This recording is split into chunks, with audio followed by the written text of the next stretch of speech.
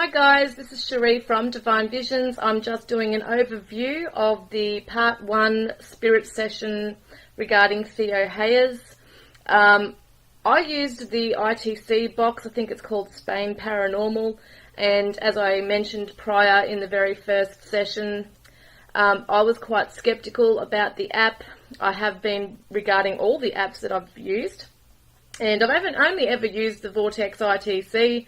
And I think one other one that I tried using, the Huff Paranormal SCD1, I think it is, or 2, I can't remember which one, I think it's the number 2, and that actually works pretty well as well with spirit messages. This is very different. The ITC box that I used for Theo's spirit session has like a trigger button and an echo button. It scans through all these frequencies, and spirit talking through this thing. So at first I was like, oh yeah, what's all these voices, you know? A lot of them are inaudible. I can't get them, I can't hear them. They sound like just muffled noises or static or yelling or whatever it might be, and very faint. Some of them can be so faint I can't make out what they're saying at all.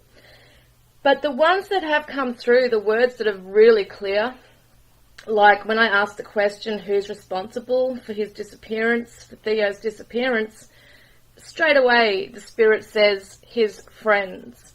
And that just blew my mind, because I'm thinking, wow, you know, wow and well, because his, it's just speculation, I suppose, at this point, because nobody really knows what's happened to him. But that is one of the theories that's, you know, going on out there, is that, you know, this is what may have happened. Someone's picked him up that he might have known. He's gone off to a party. He might have been sussing out something to do with drugs. You know, this has been mentioned on the sites, on the groups, etc. And I'm just amazed that it's come up in the spirit session as well. So basically what we've got coming up from that, I don't know, 10-minute, 7-minute audio that I just did, part 1, was mentioning that his friends are responsible for his disappearance. I'm not too sure about the names involved, but I mean that could be spirit coming through with messages for other people. May not necessarily be the people named, you know, the people that Theo was connected with. We don't know. We don't know for sure until we do, you know. So we know that he got lift. Spirit keeps saying a number of times that he went for a drive. And on one part of it, they say that he was picked up with force. So it seems like he was either shoved into the car. Even if he did know them, they might have been rough with him. There's drugs involved, and they do say, spirits say there was a fight involved, which is just so interesting to me, because I did in my vision, and with Theo telling me when he came to me, he did mention that he got into a fight with people. And it's so interesting to me that spirits say 4 of us, because I had seen 4 of them all together. So that just blew my mind as well. I'm thinking, wow, there's all these confirmations for me based on what I've already tuned into and prior. Now, another thing they say, they keep mentioning south, which is different to what I initially thought. I thought he was more north and inland, but they're mentioning south, so either he's been moved or it was just incorrect what I had picked up on initially. They do mention an old, or not an old wrecker, they mention that they say floor. When I ask where he is, they say floor under wrecker. I'm thinking, is there something to do with an old wreckers that might not be in business anymore?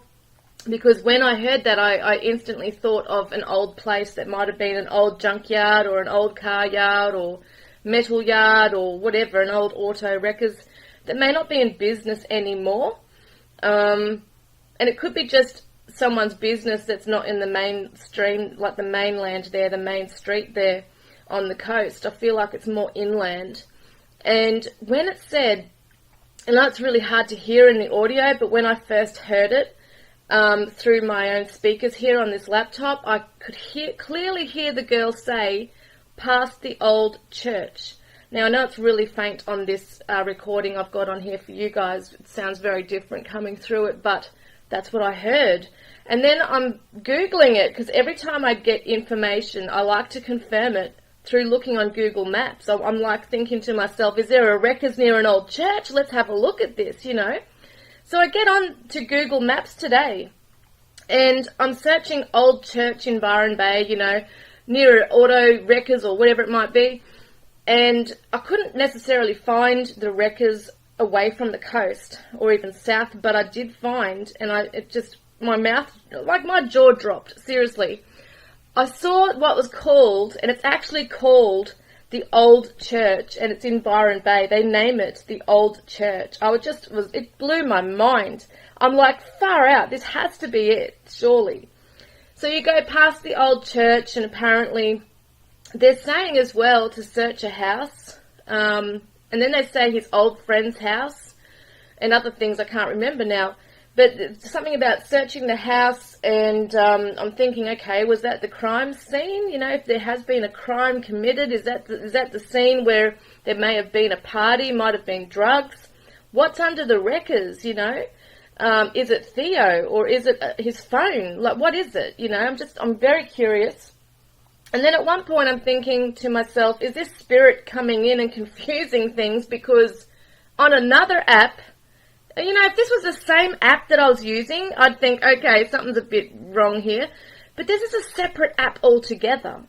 And they're talking about an old wrecker, or a wrecker, under the floor. Now, Carly Gousey's session that I did, the young girl that went missing from Bishop, California last year in October, I did her spirit sessions, and on that app, on the Vortex ITC, they mentioned quite a few times about a wrecker.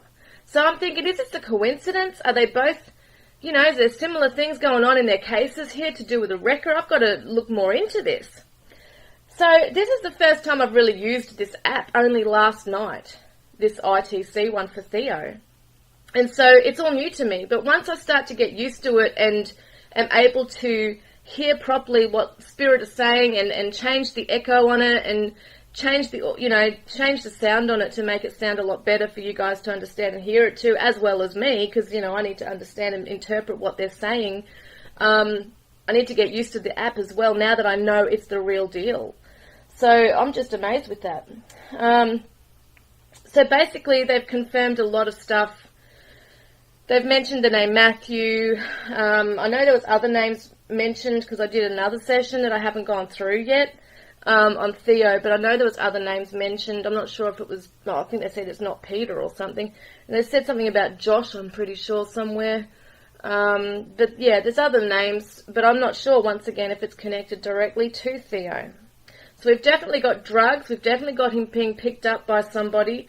Spirit are saying his friends are responsible for his disappearance. Hello? So the cops need to get back on to this, and they need to get involved, really seriously get involved in questioning his friends again. This may not necessarily be friends that he was with at the nightclub. These might be completely different people. You know how we have different groups of people we hang out with? Some might be some that we go out socializing with. Some might be to do with college or study or whatever, or work. And then we might have, you know, if somebody is into sort of like the naughty side of life, you know, going behind the scenes, if they want to hang out with someone at a party and go to the bush and have a party and maybe smoke some drugs or something. We don't know. We don't really know what's going on there. But I'm thinking maybe that WhatsApp message may be linked to him leaving Byron, okay? This is something to really think about strongly. I do believe the last person he spoke with or communicated with are the key to this. On that particular day, if not the night time, at the nightclub, at least in that day.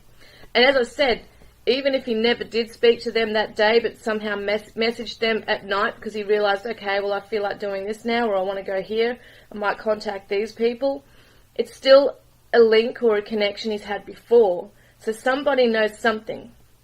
And they're not speaking up, they're being secretive because they're fearful of their having to go to jail or whatever, you know, they're fearful, and it's just like they're keeping this secret. I feel like there's more than one that know about his disappearance, and they're keeping it secret, whether he had a drug overdose. Well, they're saying he got into a fight, they're saying he was on drugs, we don't know, but this is a thing, like, he needs to be found.